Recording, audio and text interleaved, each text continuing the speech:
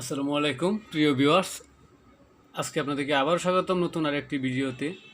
আজকে আমরা যেটা নিয়ে আলোচনা করব সেটা হচ্ছে এমএস এক্সেল অর্থাৎ মাইক্রোসফট এক্সেলে কীভাবে পেজ সেটআপ দেওয়া হয় এবং প্রিন্ট করা হয় এ নিয়ে আজকে আলোচনা করব। সম্পূর্ণ ভিডিওটা দেখুন, তাহলে পেজ সেটআপ এবং প্রিন্টের সমস্যা আর আশা করি থাকবে না।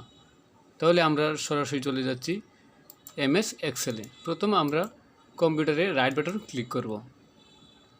ক্লিক করার পর নিউ, এখানে দেখতে পাচ্ছি নিউ ক্লিক করার সাথে সাথে আমার এখানে এমএস এক্সেল ওয়ার্কশিট চলে আসছে। তখন এখানে ক্লিক করব, তখন আমার একটি ফাইল তৈরি হয়েছে। তখন আমি কিবোর্ডে দুইটা এন্টার বাটনের চাপ দেওয়ার সাথে সাথে আমার এক্সেল শিটটা সামনে চলে আসছে। এখন আমাদের এক্সেল শিটটা, এটা একটা শিট, স্প্রেডশিট যেটাকে বলে। এখানে কোনো পৃষ্ঠা দেখতে পাচ্ছি না, সম্পূর্ণ একটি শিট। তাহলে আমরা এটাকে আগে পৃষ্ঠা দেখি। পৃষ্ঠা দেখতে হলে প্রথমে আমাদের যেতে হবে ফাইল। ফাইলে ক্লিক করার পর প্রিন্ট, এখানে যাব। যাওয়ার সাথে সাথে এই যে আমাদের এখানে পেজ সেটআপ আমরা দেখতে পাচ্ছি, এই যে একদম নিচে পেজ সেটআপ। এখানে অনেকগুলো পেজ সেটআপ দেওয়া আছে, তো এগুলো আমাদের ইচ্ছে মতো না হতে পারে, তবে আমরা সরাসরি পেজ সেটআপে চলে যাব। পেজ সেটআপ, এখন আমাদের সামনে আরও একটি অপশন চলে আসছে। তখন এখানে আমরা মার্জিন, প্রথমে পেজ সেটআপে ক্লিক করে পৃষ্ঠাটা যদি অ্যাপোর থাকে পোর্ট্রেট, যদি আমরা পৃষ্ঠাটা পাতালে করতে চাই তাহলে ল্যান্ডস্কেপে ক্লিক করব। ঠিক আছে, পোর্ট্রেট, কিন্তু এখানে লেটার দেওয়া আছে, মানে লিগ্যাল সাইজ যেটাকে বলা হয়। আমরা এটাকে এ4 বানিয়ে দিব। এই যে এ4 সাইজ আমরা এখানে দেখতে পাচ্ছি। এ4-এ ক্লিক করে দেব।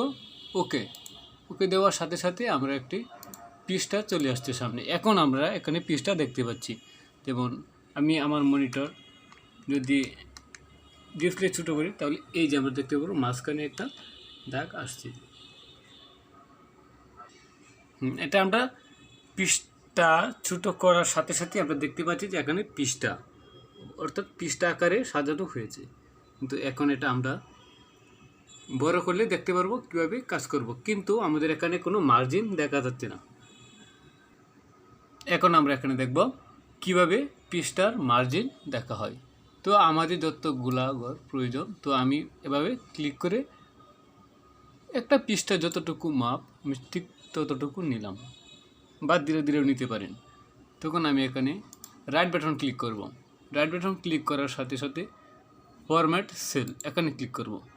ক্লিক করলে যাব বর্ডার। বর্ডারে যাওয়ার সাথে নান দিলে পৃষ্ঠাটি দেখা যাবে না, বাট পৃষ্ঠা দেখা যাবে, পৃষ্ঠার মাঝে কোনো কিছু থাকবে না। ঠিক আমি এখানে দিয়ে দেব আউটলাইন। এখন আমার চারপাশ দিয়ে এই যে এখানে আবার দেখা যাচ্ছে, তো কীরকমভাবে নারটা থাকবে। তো এখন আমরা দেখতে পাচ্ছি চারপাশ দিয়ে থাকবে। তো এখন আমরা দেব মাঝখানে, ইনসাইড, এই যে এখন আমাদের ভিতর সাইডেও হয়ে গেছে। তো এখানে যেরকমটা দেখতে পাচ্ছেন ঠিক সেরকমটাই পৃষ্ঠা থাকবে, এই যেরকম এখন আমরা দেখতে পাচ্ছি। তো এখন পাশের পৃষ্ঠার সাথে অবশ্যই এটার একটু পরিবর্তন হয়েছে। ঠিক এভাবেই আমরা পৃষ্ঠাটা সাজিয়ে নিব। এখন আমি এখানে কিন্তু আমি প্রিন্ট প্রিভিউয়ে যাই, কিবোর্ডে কন্ট্রোল পি চাপ দিই, কন্ট্রোল পি, এখানে আমরা কন্ট্রোল পি বাটন চাপ দিব কিবোর্ডে, তখন আমরা একটা প্রিন্ট দেখতে পারবো, প্রিন্টের নমুনা। এখানে আমাদের প্রিন্ট প্রিভিউ চলে আসছে।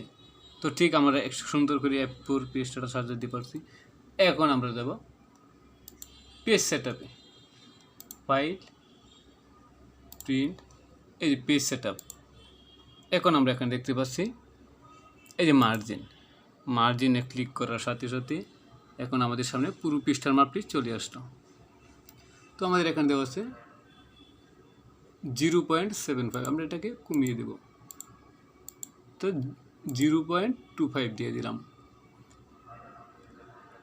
উপরেও আমাদের অনেক জায়গা তো দরকার নাই, আপনার প্রয়োজন হলে আরও কম বা বেশি করে নিতে পারেন। ঠিক একইভাবে সব সাইড যখন আমরা কমিয়ে দিব, তখন আমাদের জায়গাটা একটু বেড়ে যাবে। ওকে দিয়েছি। এই যে এখন আমরা দেখতে পাচ্ছি নিচ দিয়ে অনেকটা জায়গা, কিন্তু সাইডে এবং লেফট সাইড এবং টপ অর্থাৎ উপরে জায়গা কম, দুই পাশ। এখন আমরা আবার চলে যাচ্ছি মার্জিন। তাহলে আমরা এখানেও দিয়ে দেব 0.2 সরাসরি কিবোর্ড থেকে তুলে দেবেন। ফুটার নিচের অংশ এখানে 0.2 দিয়ে দেব কিবোর্ড থেকে। এখানে 0.25 দরকার নেই, 2 দিয়ে দেব। এখন আমরা দেখতে পারবো চারদিকে একই রকমের মাপ থাকবে। ঠিক এভাবেই এখানে প্রিন্ট ক্লিক করবে। আপনার এখানে যে প্রিন্ট দেওয়া থাকে তখন এই যে প্রিন্টে ক্লিক করার সাথে সাথে আপনার প্রিন্টারটি চালু থাকলে প্রিন্টার চালু হয়ে যাবে, এমনকি প্রিন্ট হয়ে যাবে। ঠিক আছে, এই পর্যন্তই। পরবর্তী ভিডিও সবার আগে পেতে চ্যানেলটি সাবস্ক্রাইব করে রাখুন। ধন্যবাদ।